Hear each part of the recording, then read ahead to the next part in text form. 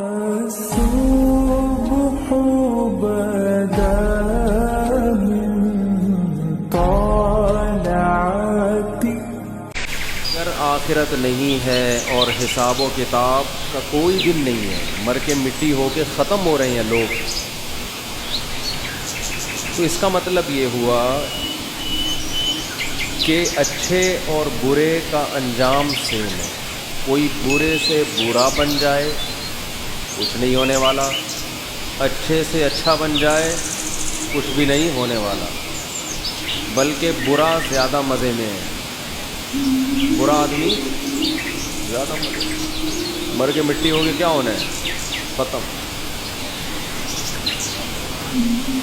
اس بات کو قرآن بہت سارے الفاظ میں مختلف انداز میں بیان کرتا ہے.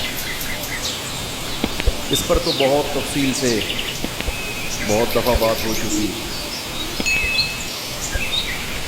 اب قرآن کہہ رہا ہے وَإِن يَكَادُ الَّذِينَ كَفَرُوا لَيُزْلِقُونَكَ بِأَبْصَارِهِمْ. دیکھیں مسئلہ یہ ہے کہ جب بھی آپ کوئی نظریہ پیش کرتے ہیں تو کسی نہ کسی کے مفاد پہ اس سے زد پڑتی ہے. کسی کو فائدہ ہوگا، کسی کو نقصان ہوگا. جس کو فائدہ ہے وہ کہے گا ویلکم، بہت کیا بات کی مفتی صاحب نے، زبردست. جیسے جس کا دوسری کا پہلے سے ارادہ ہو وہ میری 4 شادیوں کے بیان پہ فوراً متفق ہو جائے گا، چاہے ایک بھی دلیل نہ سنی اس نے. یہ زبردست بات کی. یہ مفتی ہے جو ممبر پہ حق بولتا ہے. لیکن آپ کا بہنوئی یا داماد دوسری کرنا چاہ رہا ہو، آپ پہلے ہی اس کو روک رہے ہو، اور اوپر سے ہمارا بیان 4 شادیوں کے فضائل پر ہو گیا، تو آپ بولیں گے انہی مفتیوں نے گھروں کو اجاڑا ہے، انہی مولویوں نے گھروں میں آگ لگائی ہے، یہ ممبر پہ بیٹھ کے یہ کچھ کرتے ہیں. یہ ایک مثال دے رہا ہوں، ابھی شادیوں کی بات نہیں کر رہا. مثال دینے پر گورنمنٹ کی طرف سے کوئی پابندی نہیں ہے، کوئی بھی مثال دی جا سکتی ہے.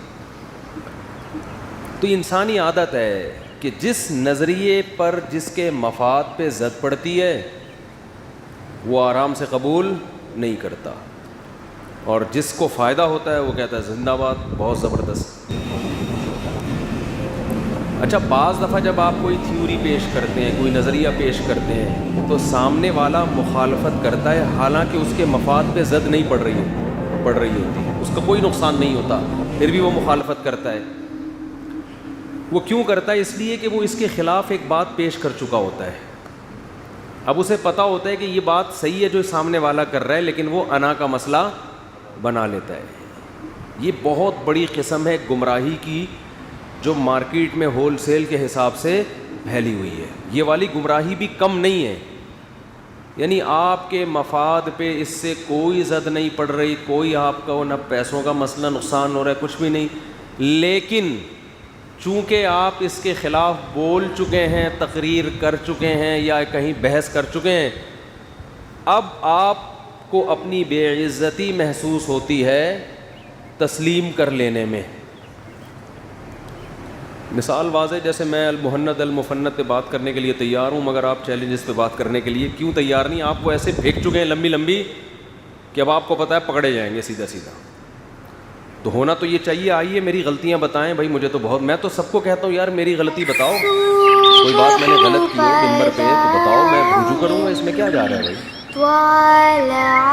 لیکن یہ رجوع کرنا آسان نہیں ہوتا کسی کے کہنے پہ، اور خاص طور پر ایسے کہ جس کو آپ اپنا حریف سمجھتے ہو، مخالف سمجھتے ہو، اس کے کہنے پہ رجوع کرنا آسان نہیں ہوتا. یہ ظرف بہت کم لوگوں کو اللہ نے دی، اور وہی حق پرست ہوتے ہیں، وہی حق پرست ہوتے ہیں. حضرت ابو بکر کا کمال کیوں ہے، صحابہ میں سب سے اونچا مقام کیوں ہے کہ نبی کی دعوت پر پہلی دفعہ میں ہی لبیک کہہ دیا انہوں نے. اپنے باپ دادا کی رسومات، اپنا کلچر، خاندانی پرمپرا، اس کو ذرا بھی رکاوٹ نہیں سمجھا، اور بھی ایمان لائے مگر تھوڑا سا سوچ کے. پہلے دشمنی کی، مخالفت کی، اس کے بعد جا کے ان کی سمجھ میں آیا. تو اسی وجہ سے کہتے ہیں حضرت ابو بکر سب سے پہلا نمبر لے گئے. جہاں دعوت سنی کہا کہ 100% ایگری، حالانکہ وہ بھی اسی ماحول میں تھے، ان کے باپ دادا بھی وہی بت پرستی کرتے آ رہے تھے، مگر حق میں خاندان اور معاشرے کو ذرا بھی رکاوٹ نہیں بنایا. میں اکثر ایک بات کہتا ہوں, اسے خوب اچھی طرح سمجھیں. اصل لبرل لوگ پتہ ہے کون ہیں؟ جو اسلام کو فالو کرتے ہیں. یہ ہے لبرل لوگ. باقی ذہنی غلام ہیں. لوگ کہتے ہیں نا مذہب آپ کو ذہنی غلامی میں ڈال دیتا ہے, آپ ذہنی طور پر مذہب کے غلام بن جاتے ہیں. اور لبرلزم کسے کہتے ہیں؟ آزادی. کسی ایک نظریے کے آپ غلام نہیں ہیں, پابند نہیں ہیں. یہ بات 100% غلط ہے. مذہب آپ کو ہر قسم کے نظریات سے کیا کرتا ہے؟ آزاد. حق کو فالو کرنے کا حکم دیتا ہے کہ جو آپ کو حق لگے اس کو فالو کرو. اور یہ دعویٰ کرتا ہے کہ اگر تم براڈ مائنڈڈ ہو کے, نیوٹرل ہو کے غور کرو گے تو تمہیں اس کے علاوہ کچھ حق لگے گا ہی نہیں. اور جتنے لوگ جو مذہب کو فالو نہیں کرتے وہ بات براڈ مائنڈڈ ہونے کی, لبرل ہونے کی کرتے ہیں, مگر وہ حقیقت میں لبرل ہوتے نہیں ہیں. وہ ایک نظریے کو فالو کر رہے ہوتے ہیں, ان کو پتہ ہوتا ہے یہ 100% غلط ہے, مگر چونکہ وہ نظریہ لبرلزم کی پہچان بن چکا ہوتا ہے تو اس پہچان کی وجہ سے وہ اس کو فالو کر رہے ہوتے ہیں کہ اگر ہم نے اس کو فالو نہیں کیا تو ہم پر فنڈامنٹلسٹ ہونے کی چھاپ لگ جائے گی. بہت مشکل ہے. مثال کے طور پر فار ایگزامپل سے مجھے پتہ ہے ایک لفظ یاد آتا ہے. ہمارے بھائی کی شادی تھی بچپن میں, اس میں مس گیدرنگ تھی, میں نہیں گیا تو میں خاندان میں بڑا بدنام ہو گیا تھا نا, فنڈامنٹلسٹ, اور بھائی کی شادی میں نہیں گیا. تو ہمارے ایک رشتہ دار ہیں, وہ انگلش بہت بولتے تھے, ابھی بھی بولتے ہیں, اللہ ان کی عمر برکت دے. تو وہ جب بھی کوئی مثال دینے ہوتے نا, فار ایگزامپل میں میری مثال دیتے جیسے تم شادی میں نہیں گئے چھیڑنے کے لیے نا. اور you set a bad example, کچھ اس طرح کا اسٹرکچر استعمال کرتے تھے, تم نے ایک بہت بری مثال قائم کی ہے. تو جب بھی میں یاد ہوں نا فار ایگزامپل, مجھے وہ واقعہ ان کا یاد آ جاتا. وہ تھوڑا سا مجھ پہ طنز کرتے تھے کہ جیسے آپ نے بدتمیزی کی اور نہیں گئے. اب دیکھو میں ایک مثال دے رہا ہوں. پردے دار عورتیں غلام سمجھی جاتی ہیں جو پردہ کرتی ہیں, فنڈامنٹلسٹ, بنیاد پرست. لبرل عورتیں کیا ہیں؟ آزاد, جو بے پردہ قوم ہیں, کسی کی پابند وابند نہیں ہیں. حالانکہ اللہ کی قسم یہ پابند ہیں. ان کو دلائل کی دنیا میں سمجھ میں آ رہا ہے کہ پردہ اصل ہے, مگر ذہنی غلامی مغرب کی ہے. یہ اپنے اوپر مذہب کی چھاپ کو برداشت کرنا پسند, ان کو بے عزتی محسوس ہوتی ہے کہ لوگ کہیں گے مذہبی خاتون ہیں. اس چھاپ اور اس تانے سے بچنے کے لیے, جو معاشرے میں برا سمجھا جاتا ہے تانا, اس سے بچنے کے لیے ان تمام دلائل کو ایک طرف رکھا اور مغرب کی ذہنی غلامی اختیار کی انہوں نے. جو عورت پردہ کر رہی ہے وہ کلچر کو فالو بولو نہیں کرے, وہ لبرل ہے. وہ کہتی دلائل سے پتہ چلتا ہے کہ پردہ اسلام کا حکم بالکل ٹھیک ہے. جو کلچر کے اگینسٹ چل رہا ہے اس کو کہہ دیا کہ وہ لبرل نہیں ہے, اور جو کلچر کا غلام ہے اس کو کیا کہتے ہیں؟ لبرل ہے. تو وہی ہے نارنگی, رنگی کو نارنگی کہہ رہے ہیں. جو انتہائی کلرفل اورنج ہے نا, اس کو نارنگی کہتے ہیں, حالانکہ اس میں تو رنگ بھرا ہوا ہے. اور جو دودھ کو پکا مکا کے جو اصل مال نکلا ہے اس کو کھویا کہتے ہیں. گویا کھو دیا ہم نے.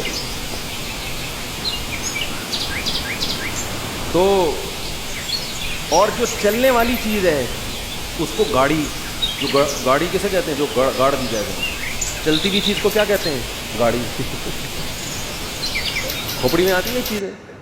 تو الٹی چل رہی ہے دنیا. تو اسلام جتنا لبرلزم کی دعوت دیتا ہے نا آپ کو براڈ مائنڈڈ ہونے کی, اتنا دعوت تو دنیا میں کوئی بھی نہیں دیتا. تبھی تو قرآن بار بار عقل استعمال کرو. ان فی ذلک لآیات لقوم یتفکرون. قرآن کہہ رہے اس میں کھوپڑی استعمال کرنے والوں کے لیے نشانی ہے, جو اندھے مقلد ہوتے ہیں, کلچر کو فالو کرتے ہیں, ذہنی غلام بنے ہوئے, ان کو یہ اس سے ہدایت ہی نہیں ملے گی قرآن سے. اس قرآن سے ہدایت ان کو ملے گی جو براڈ مائنڈڈ ہو کے غور فکر کرتے ہیں, کسی نظریے کے پابند نہیں ہیں, بالکل ذہنی ہر قسم کی ذہنی غلامی سے آزاد ہو کے جو سوچے گا اسے اس قرآن سے گائیڈنس ملے گی. قرآن اس کو سیدھا راستہ دکھائے گا, بتائے گا یہ صحیح ہے یہ غلط ہے, اس کی سمجھ میں آئے گا.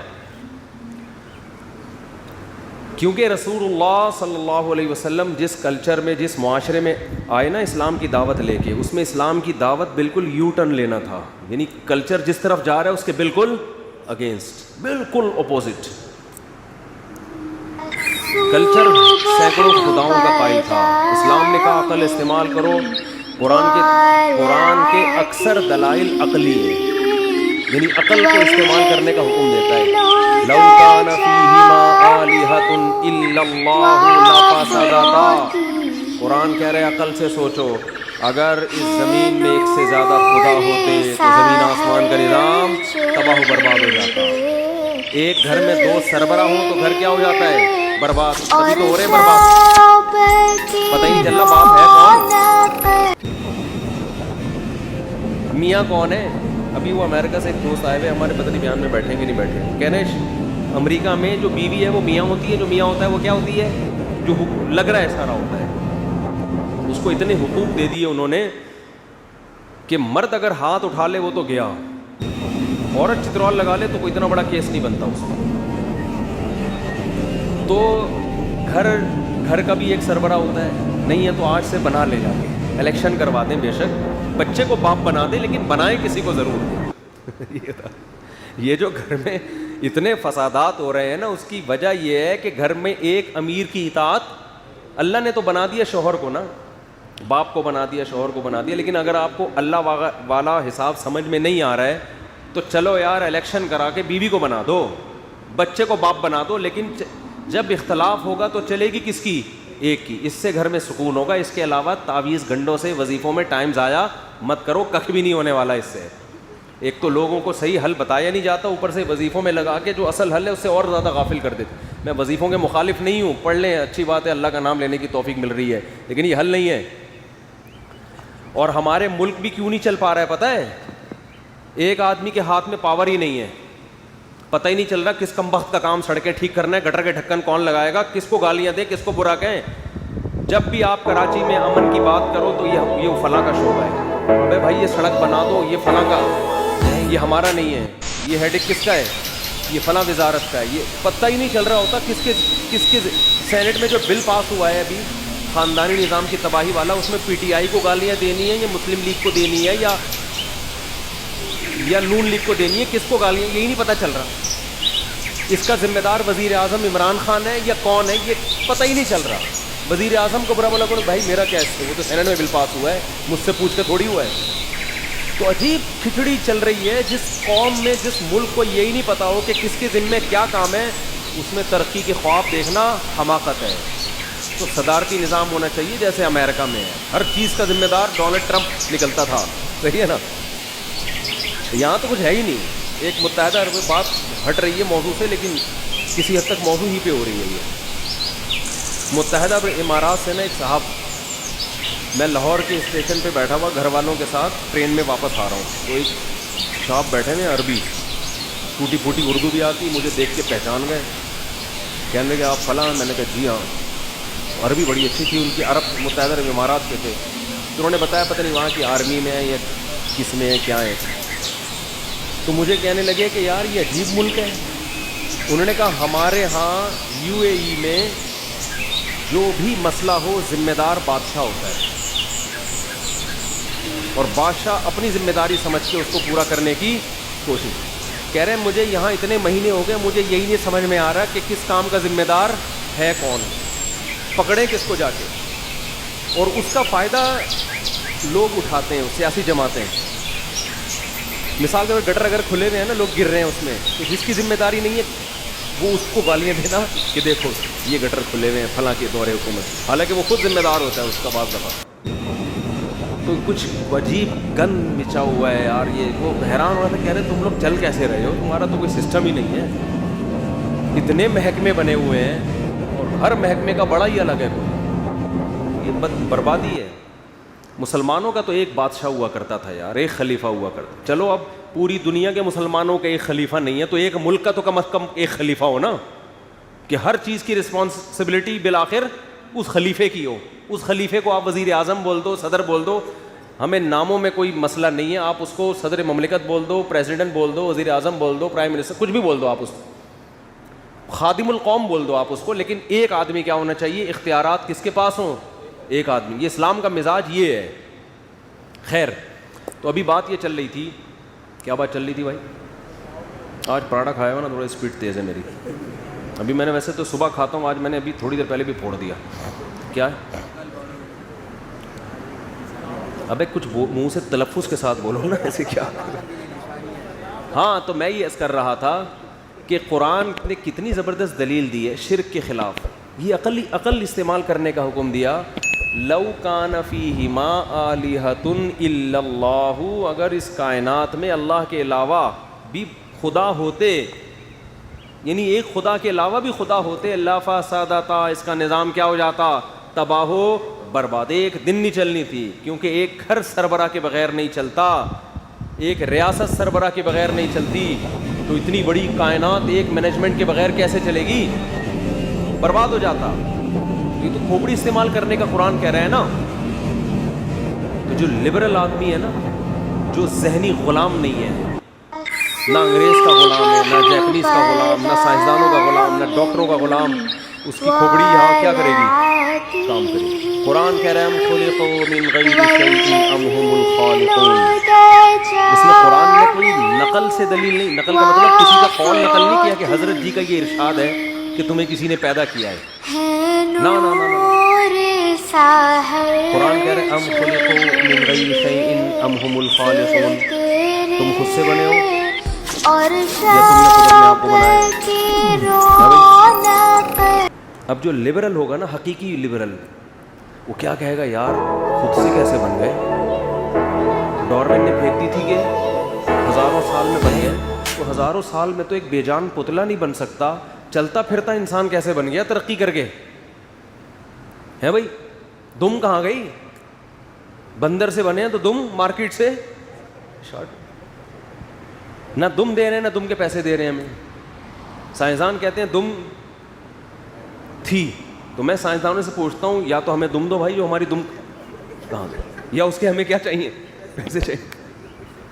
ٹھیک ہے, نہ دم دے رہے ہو نہ دم کے, تو اس کا مطلب جھوٹ بول رہے ہو تم. اور اگر دم تھی, بندر سے ہم بنے ہیں, تو بندر سے ایک دم انسان میں کیسے کنورٹ ہو گئے, درمیان میں بھی تو کچھ ہونا چاہیے نا. ارے جو اتفاق سے چیزیں آہستہ آہستہ ارتقائی مراحل طے کرتی ہیں آہستہ آہستہ, تو وہ ایک دم سے تھوڑی کنورٹ ہوتی ہیں. کچھ ایسے ہوتے جو ابھی انسان بننے والے ہوتے, وہ ابھی 5000 سال کے بعد انسان بنیں گے. تھوڑے تھوڑے انسان ہیں, تھوڑے تھوڑے کچھ اور ہیں, آدھے بندر ہیں آدھے انسان ہیں, کچھ ایسا ہوتا. یہ آدھی دم ابھی ان کی باقی ہے, یہ تھوڑی سی رہ گئی, اس کے پیسے بھی کم ہے, کوئی اتنا مسئلہ نہیں ہے. ٹھیک ہے,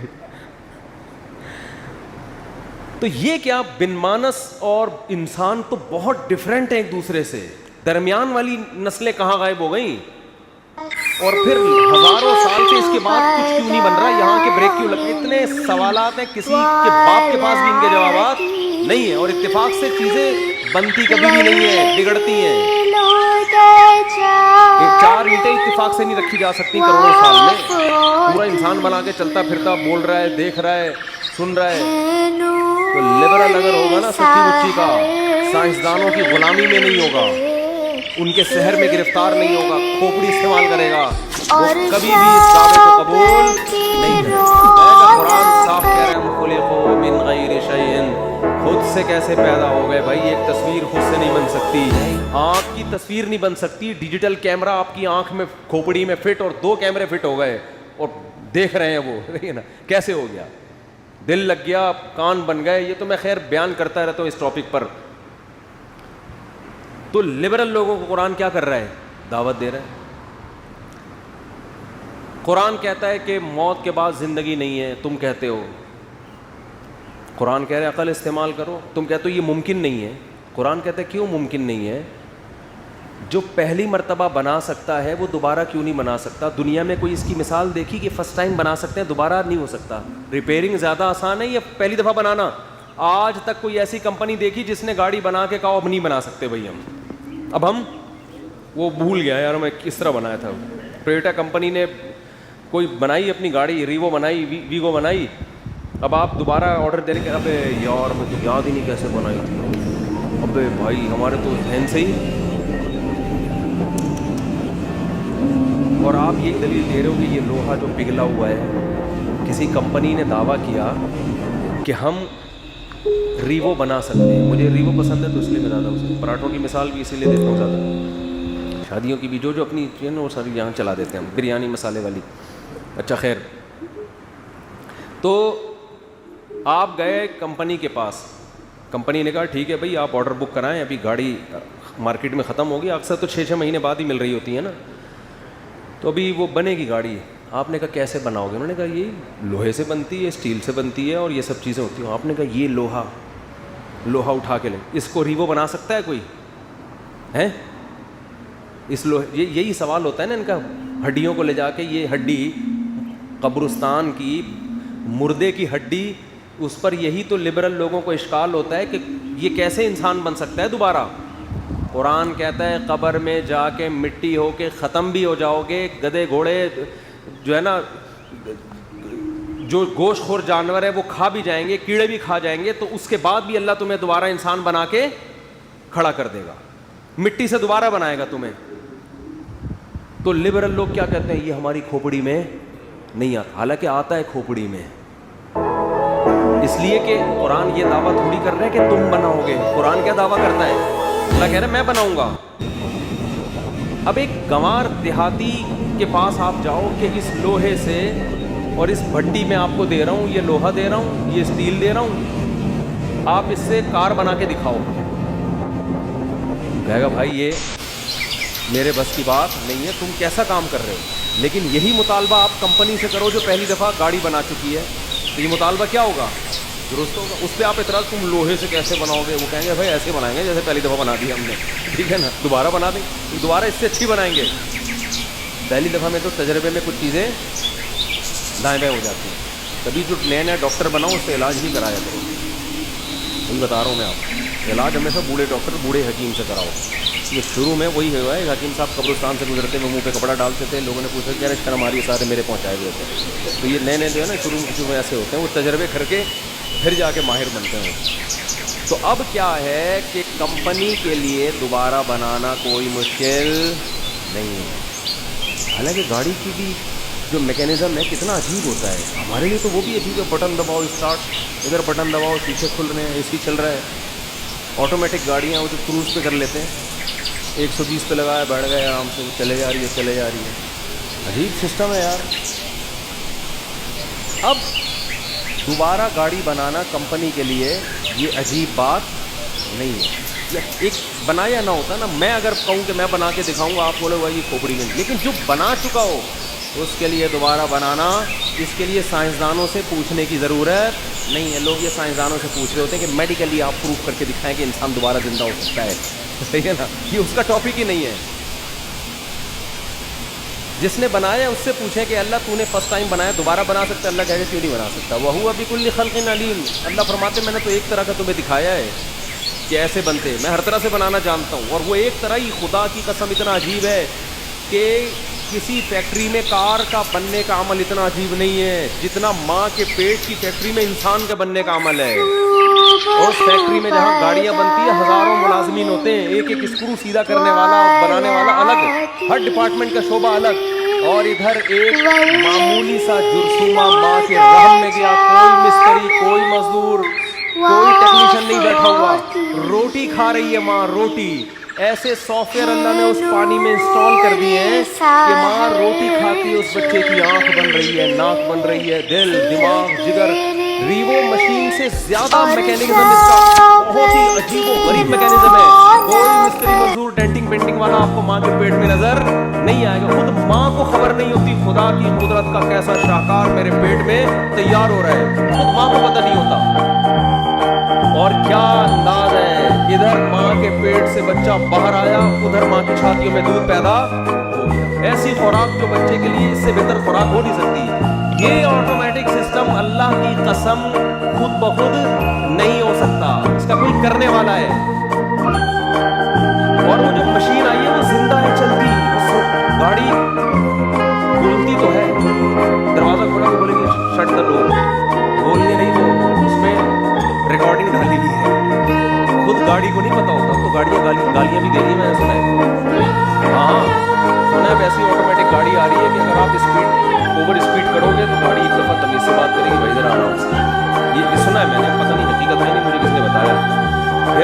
کے گالیاں دینے پہ آ جائے گی آپ کی سیفٹی کے لیے. غلط اوورٹیک کر رہے ہو آپ کو زیادہ ٹیکنالوجی ترقی کرے گی تو جھاپڑ بھی پڑنا شروع ہو جائے گی. لیکن یہ گاڑی کو شعور نہیں ہے, روبوٹ کی طرح ہے, آٹومیٹک سسٹم ہے, اس کو نہیں پتہ چل رہا. اس کی گالیوں سے کبھی بھی آپ متاثر مت ہو. آپ یہ نہ سمجھو کہ سچی مچی کا غصہ کر رہی ہے, جیسے وہ سیٹ بیلٹ نہ باندھے تو ٹوٹ ٹوٹ کرنا شروع کر دیتی ہے نا, ٹینشن میں آدمی کہتا ہے چلو یار سیٹ بیلٹ نہیں باندھو. گاڑی کو تھوڑی کوئی فرق پڑتا ہے, لیکن انسان کی جو مشینری تیار ہوتی ہے نا ماں کے پیٹ میں, بچہ روتا بھی ہے اور اس کے جذبات ہیں, محبت بھی کرتا ہے, نفرت بھی کرتا ہے, اس کے جذبات. وہ اگر گالی دے گا تو اس کا مطلب سچی مچی کی دے رہا ہے, اس کو غصہ آ رہا ہے, حقیقت ہے. وہ اگر مسکرائے گا تو روبوٹ والا کی مسکراہٹ نہیں ہے, یہ حقیقی مسکراہٹ ہے. ایسا خلق الموت والحیات, قرآن کہہ رہا ہے وہ اللہ ہے جس نے موت اور زندگی کو پیدا کیا.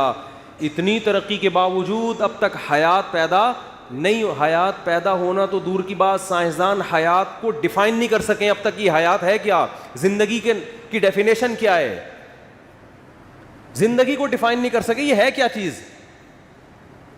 اور قرآن کہہ رہے ہیں میں نے تمہاری اتنی کھوپڑی بنائی نہیں ہے کہ تمہیں زندگی کی ڈیفینیشن سمجھ میں آ جائے. روح ہے نا, روح ہے, جسم میں ہوتی ہے, آدمی چلتا پھر وہی باڈی ہے, فٹ فاٹ ہے, مرا ہوا ہے. تو کیا ہوا, قرآن کہہ رہا ہے روح نکل گئی. لوگوں نے پوچھا نبی سے کہ روح کیا ہے, قرآن نے کہا وما اوتیتم من العلم الا قلیلا, روح کا سمجھنا تمہارے مینٹل لیول سے اوپر کی چیز ہے. اتنا علم, اتنی نالج اللہ نے تمہیں دی نہیں ہے, تمہاری سمجھ میں نہیں آئے گا. تو زندگی اور ایسے کچھ میڈیکل سائنس کی کچھ حقیقتیں ہیں جو اب تک ڈاکٹر حل نہیں کر سکے. مجھے ایک ڈاکٹر نے بتایا کہ جب بچہ ماں کے پیٹ میں ہوتا ہے نا تو ہارٹ بیٹ سے ڈاکٹروں کو اندازہ ہوتا ہے کہ یہ زندہ ہو گیا ہے. اچھا یاد رکھو, اسلام میں زندگی کی جو ڈیفینیشن حدیث میں ہے وہ کچھ اور ہے. میڈیکل سائنس میں ہارٹ بیٹ کو حیات کہا جاتا ہے, لیکن اسلام میں حیات اس بچے میں خاص نوعیت کا شعور پیدا ہو جائے. مثال کے طور پر یہ جو پودے ہیں نا, یہ میڈیکل سائنس کی نظر میں تو جاندار ہیں, اسلام ان کو جاندار چیز قرار نہیں, کیونکہ شعور نہیں ہے. شعور کا مطلب کھوپڑی میں جو سوچنے سمجھنے کا شعور ہوتا ہے. پودے کو لطیفہ سنائے نہیں ہنسے گا, وہ غم کی خبر سنائے نہیں ہوگا, لیکن زندہ ہیں وہ. تو بہت سے لوگ ایک اشکال کرتے ہیں کہ حدیث میں آتا ہے کہ بچے کے پیٹ میں 4 مہینے میں جان پڑتی ہے, جبکہ میڈیکل سائنس کہتی ہے کہ وہ تو شروع کے 3-4 ہفتوں میں ہی ہارٹ بیٹ شروع ہو جاتی ہے. تو جبکہ حدیث میں آتا ہے کہ جان بچے میں کب پڑتی ہے, تو لوگ اس پر اشکال کرتے ہیں کہ میڈیکلی تو جان پہلے پڑ چکی ہوتی ہے. تو یہ اس اشکال کی وجہ یہ ہے کہ انہوں نے میڈیکل سائنس میں جس کو حیات کہتے ہیں اور اسلام میں جس کو حیات کہتے ہیں دونوں کی میں فرق کو ملحوظ نہیں رکھا. تو 4 مہینے میں بچے میں خاص قسم کا شعور پیدا ہو چکا ہوتا ہے جس کو روح پڑھنے سے تعبیر کرتے ہیں. صرف دل کی حرکت کو روح نہیں کہا جاتا.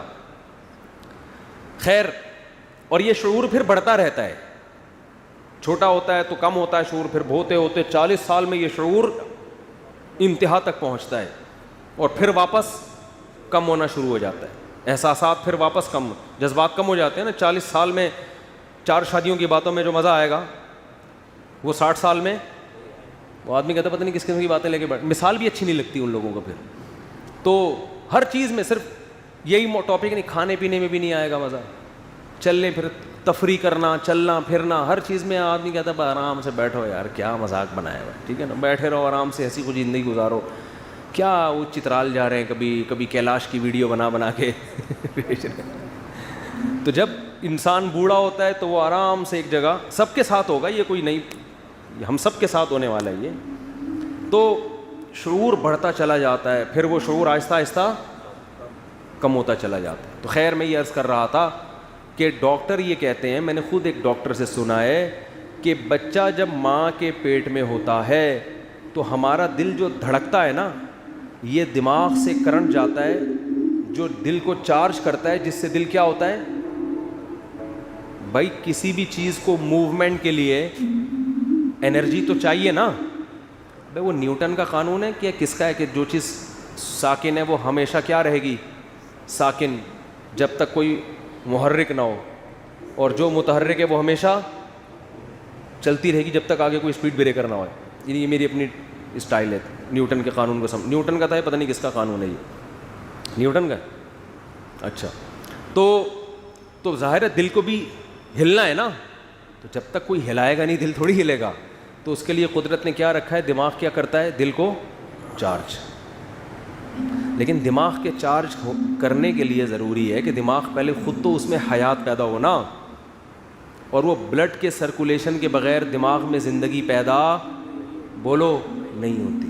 اور بلڈ کا سرکولیشن ہارٹ بیٹ کے بغیر ممکن نہیں ہے. دل جب تک دھڑکے گا نہیں تو دماغ کرنٹ نہیں پھینکے گا, اور دماغ جب تک کرنٹ نہیں پھینکے گا تو دل دھڑکے گا نہیں.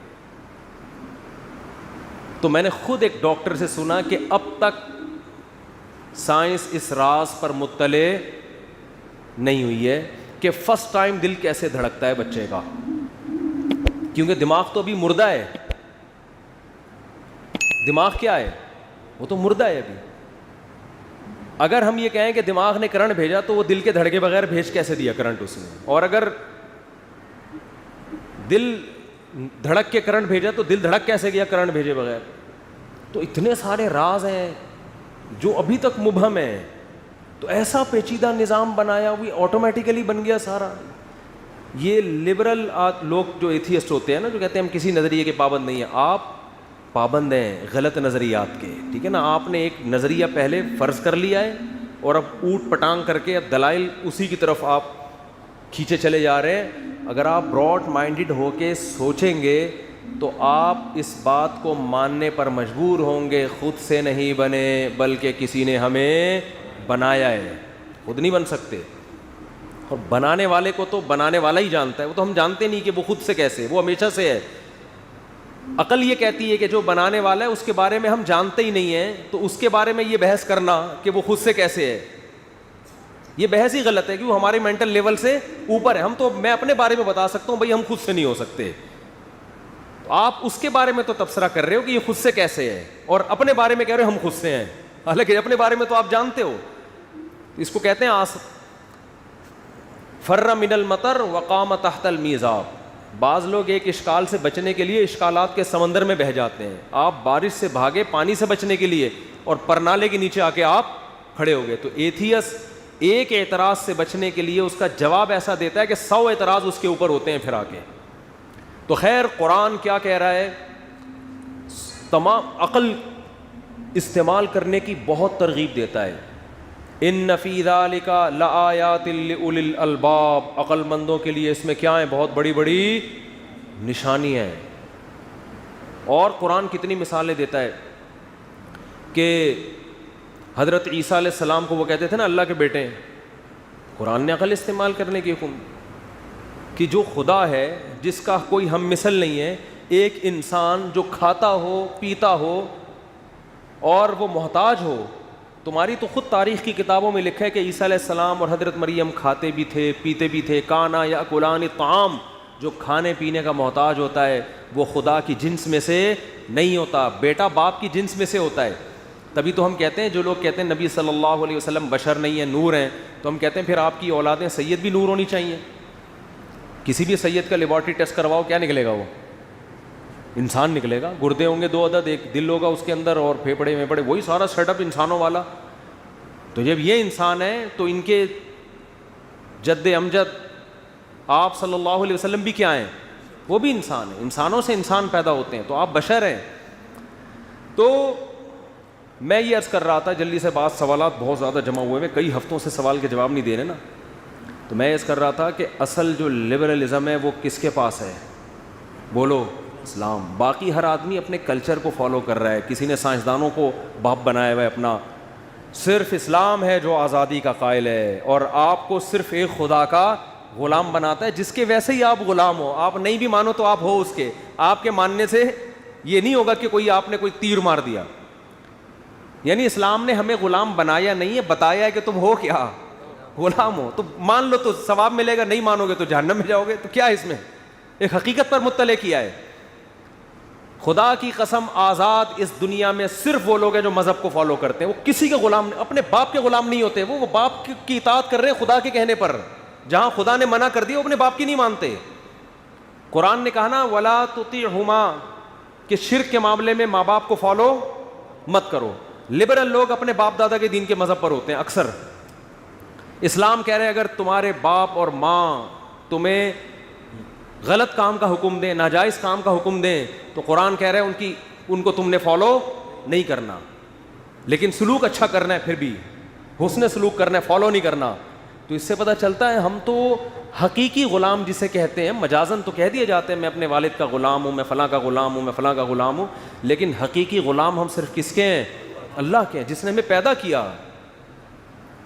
تو یہ جو ہے نا, آپ کو ایک خدا کی غلامی سے, جو نام نہاد لبرل لوگ ہیں, ایک خدا کی غلامی سے نکال کے کوئی آپ کو کلچر کا غلام بنا رہا ہے, کوئی اپنے کلچر کا, کوئی مغربی کلچر کا. ابھی یہ جو سینٹ میں بل پاس ہوا, یہ کیا ہے؟ یہ اسمبلیوں میں غلام ذہنیت کے لوگ بیٹھے ہوئے ہیں جو کہہ رہے ہیں کہ آپ اپنے بچے پہ ہاتھ نہیں اٹھا سکتے, ڈانٹ بھی نہیں سکتے. بے تحاشا مار پیٹ تو ویسے اسلام نے پابندی لگائی ہے اس پہ, لیکن اسلام اجازت دیتا ہے باپ کو کہ بھائی تربیت کے لیے بچے پہ ہاتھ اٹھا سکتے ہو. تو یہ کہہ رہے ہیں نہیں اٹھا سکتے. تو اس کا مطلب اب بچوں کے بجائے کیا پیدا ہوں گے؟ باپ پیدا ہوں گے. حقیقت ہے نا, اور ہونا شروع ہو گئے ہیں, نظر آ رہے ہیں. میں دیکھ رہا ہوں باپ بیٹے کے سامنے ایسے ہلکی آواز سے بات کر رہا ہے اور بیٹا اونچی آواز سے بات کر رہی ہے, ہمیں سیٹنگ نظر آنا شروع ہو گئی ہے. تو لیکن عقل پہ تالے پڑ جاتے ہیں, غلام غلام غلام. آپ وکیلوں کا ڈریس دیکھ لو, کوٹ پہن کے, جون کے مہینے میں کوٹ پہن کے, کالے کوٹ, کالا رنگ تو ویسے ہی بہت گرمی لگاتا ہے. کالا تو آپ گرمیوں میں کرتا بھی پہنو تو آدمی کو کھانے لگتا ہے, کیونکہ کالے رنگ میں روشنی جذب ہوتی ہے, بہت تیزی سے کالا رنگ. تو گرمی میں کالا کوٹ پہن کے جو وکیل عدالت میں آ رہے ہوں, یہ آپ کو آزادی دلائیں گے. یہ تو خود کس کے غلام ہے بھائی؟ انگریز کے غلام ہے. ان کے ملک میں ٹھنڈک ہے, سردی ہے, وہاں یہ کوٹ سمجھ میں آتا ہے, تم کیوں؟ لیکن وہی ہمارے ایک استاذ کہہ رہے تھے, انگریز جو پتلون چھوڑ کر گیا وہ انہوں نے چڑھا لیے. پتلون چینج کرنے کے لیے تیار نہیں ہے. اور یہ کہتے ہیں مولوی لوگ نظریاتی غلام ہیں, مولوی لوگ تمہیں, مولوی کسی کی غلامی میں نہیں لے کر آتا تمہیں, وہ اپنی غلامی میں نہیں لا رہا تمہیں. یہ پادری ہیں جو آپ کو مذہبی, جو دوسرے مذاہب کے جو مذہبی رہنما ہیں نا, وہ اپنا غلام بناتے ہیں. اسلام میں جو اہل حق علماء ہیں وہ کسی کو اپنا غلام نہیں بناتے. اس کی سب سے بڑی دلیل یہ کہ ہندوازم میں کوئی گناہ کرتا ہے تو پنڈت کے پاس جانا پڑتا ہے, عیسائیوں میں کوئی گناہ کرتا ہے تو کہاں جائے گا؟ پادریوں کے پاس. آغا خانیوں میں کوئی گناہ کرتا ہے تو کہاں جائے گا؟ پرنس آغا خان کے پاس. اسلام کیا کہہ رہا ہے؟ کسی سے گناہ ہوا کسی مولانا کے پاس نہیں جانا. اور مولانا بھی بتا رہے ہوتے ہیں, من یعمل سوءا او یظلم نفسہ ثم یستغفر اللہ, جس سے بھی گناہ ہو جائے, اپنی جان پہ ظلم کر بیٹھے, اللہ سے کیا کرے؟ غلام کس کے ہیں؟ اللہ کے. اللہ سے ہاتھ اٹھا کے معافی مانگے, یجد اللہ غفور الرحیم, اللہ فرماتے ہیں اللہ کو وہ غفور اور رحیم پائے گا. ڈائریکٹ کس سے؟ اللہ سے. کوئی واسطہ نہیں ہے درمیان میں, کوئی واسطہ نہیں ہے. یہ جو لوگ کہتے ہیں نہیں اللہ تک پہنچنے کے لیے درمیان میں واسطہ چاہیے, وہ دیگچی اور پانی اور آگ کی مثالیں دیتے ہیں. آگ ڈائریکٹ پانی تک نہیں پہنچ سکتی, درمیان میں دیگچی کا کیا چاہیے؟ یہ بھی فضول سی مثال ہے. ڈائریکٹ اللہ تک. وَأَنَّ الْمَسَاجِدَ لِلَّهِ فَلَا تَدْعُوا مَعَ اللَّهِ أَحَدًا. دعائیں مانگنے کی جگہ کیا ہیں؟ مسجد ہیں. مسجد میں کسی کی تصویر لگانے کی اجازت نہیں ہے تاکہ شرک نہ پھیلے. دنیا کی ہر قوم میں, ہر مذہب میں تصویریں ہوتی ہیں ان کی مذہبی رہنماؤں کی. آپ نے آج تک عالم اسلام میں کسی مسجد میں کسی مذہبی اسکالر کی تصویر نہیں دیکھی ہوگی. اگر لگی ہوتی تو سب سے پہلے صحابہ محمد صلی اللہ علیہ وسلم کی تصویر مسجد نبی میں لگاتے. لیکن اسلام نے شخصیت پرستی کو ایسا جڑ سے اکھاڑا ہے کہ نبی نے سب سے پہلے اپنی تصویر سے منع کیا, اور فرمایا جو لوگ تصویریں بناتے ہیں قیامت کے دن ان من اشد الناس عذابا, سب سے سخت ترین عذاب ان کو ہوگا. تو اسلامی ہسٹری مذہبی عبادت گاہوں میں ہمیشہ سے تصویروں سے پاک, تاکہ یہاں آ کے صرف اللہ یاد آئے. ایسا نہ ہو کوئی کسی تصویر پہ یا کسی کی یادگار ہو اس پہ جھکنا شروع کر دے. تو اسلام تو آپ کو بھائی ہر طرح کی غلامی سے کیا کر رہا ہے؟ نکال رہا ہے. ایسا یہ جب ہندوستان میں انگریز آیا نا, انگریز, تو اس نے سب سے پہلے دینی مدرسوں کو ختم کرنے کی کوشش کی. اور یہ لارڈ میکالے وغیرہ نے لکھی ہے یہ بات, موقع ملا تو اس کے حوالے کے ساتھ میں انشاءاللہ آپ کی خدمت میں پیش کروں گا. اس نے کہا یہاں ہندوستان میں ایک غریب مدرسے میں چٹائی پہ بیٹھ کے علم حاصل کرنے والے میں اتنا کانفیڈنس ہوتا ہے چٹائی پہ بیٹھا ہے, نہ کوئی اسکالرشپ اس کی, چندوں کے پیسوں پہ وہ پڑھا ہے, غریب لوگ, لیکن وہ علم حاصل کرنے کے بعد اس میں کانفیڈنس ایسے ہوتا ہے, بات ایسے کرتا ہے جیسے آکسفورڈ یونیورسٹی سے پڑھا ہوا وہ. یعنی ہم اتنے وسائل خرچ کر کے جو کانفیڈنس پیدا کر رہے ہیں, یہاں مدرسوں میں چٹائیوں پہ بیٹھ کے علم حاصل کرنے والوں میں وہ کانفیڈنس, یہ کس چیز کا کانفیڈنس ہے؟ یہ اپنے حق پر ہونے کا احساس ہے کہ جو ہم نے پڑھا ہے وہ کیا ہے, وہ ایسا سسٹم ہے جو دنیا میں کسی کے پاس نہیں ہے. میں نے بھی نیچے بیٹھ کے پڑھا ہے. آپ وراثت کے مسائل ہیں, نکاح طلاق کے مسائل ہیں, اسلام کے عبادت کا نظام ہے, اسلام کے معاملات کا نظام ہے. آپ کسی لبرل, کسی گورے کو میرے سامنے بٹھا دو, انشاءاللہ, بڑی بات نہیں کر رہا, اسلام کے مقابلے میں دنیا میں کسی کے پاس اتنے خوبصورت قوانین نہیں ہیں. آج بھی اسلام ببانگ دوہل یہ اعلان کر رہا ہے کہ ایک ایک جزیہ میرا اٹھا کے دیکھو, دنیا یونائٹڈ نیشن بن گئی, اتنے بڑے بڑے اسکالر بیٹھ گئے, دنیا میں بڑے بڑے ذہین لوگ, پڑھے لکھے لوگ وجود میں آ گئے, مگر اسلام نے جو نظام دیا ہے نا, خاندانی نظام, عبادت کا نظام, تجارت کا نظام, اور جتنے بھی اسلام کے معاملات کا نظام, ان تمام نظاموں میں اسلام کے مقابلے میں ٹھہرنے والا کوئی ہے نہیں. ایسے دلائل ہیں اسلام کے پاس. تو اس وجہ سے انہوں نے کوشش کی ہندوستان سے دینی مدارس کو ختم کیا جائے. یہاں بھی میں ایک بات بتا دوں, بعض شرپسند لوگ کہتے ہیں کہ مولانا قاسم نانوتوی نے جو پھر تمام مدارس جب ختم ہو گئے تھے نا, ایک درخت کے نیچے ایک مدرسے کی بنیاد رکھی, اس وقت سے دیوبندی مسلک وجود میں آیا. یہ بھی بہت غلط بات ہے. سارے مدارس جب ختم ہو گئے تو انہوں نے وہی علماء جو انہی مدرسوں سے فارغ تھے, جو ہندوستان میں جو علم پڑھایا جاتا تھا, جو ساری دنیا پڑھتی تھی, اسی علم کو باقی رکھنے کے لیے مدرسہ کھولا تھا. تو ان کے اگینسٹ جو لوگ چلے ہیں, جو ان کے نظریات سے اتفاق نہیں کیا, ان نظریات سے فرق کرنے کے لیے ان کو دیوبندی کہا جاتا تھا. یہ مطلب نہیں تھا کہ نئے مسلک کی بنیاد رکھی انہوں نے اور یہ اس وقت سے وجود میں آئے ہیں, کیونکہ وہ دیوبند میں تھا تو اس لیے اس کا نام کیا پڑ گیا, ورنہ وہ سارے ہندوستان اور بر صغیر کے سارے وہی علماء تھے. کوئی نیا مسلک کی بنیاد نہیں رکھی, نہ ان کے کوئی نئے عقیدے, نہ ان کی کوئی نئی بنیاد. نام یہ پڑ گیا اس لیے کہ ان کے اگینسٹ کچھ لوگ چلے تھے, ان سے فرق کرنے کے لیے. تو خیر, تو حقیقی معنی میں آپ کو براڈ مائنڈڈ کون بناتا ہے میرے بھائی؟ اسلام بناتا ہے.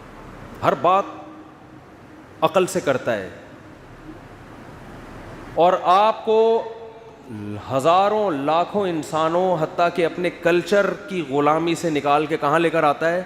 اللہ کی غلامی کی طرف. اس پہ آپ کو اطمینان ہوتا ہے کہ میں جو کچھ کر رہا ہوں صحیح کر رہا ہوں.